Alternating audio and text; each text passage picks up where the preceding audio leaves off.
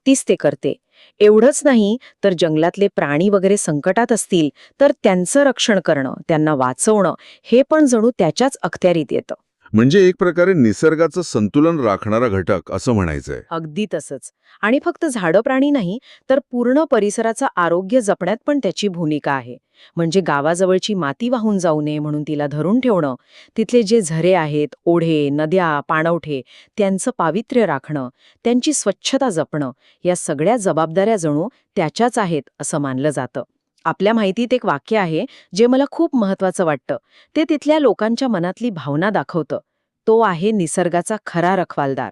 साधं वाक्य आहे पण खूप अर्थ आहे त्यात. हे ऐकून एक प्रश्न येतो मनात, की या श्रद्धेमागे काही खोल विचार आहे का? म्हणजे ही फक्त एक भीती आहे, की यातून काही वेगळं सूचित होतंय?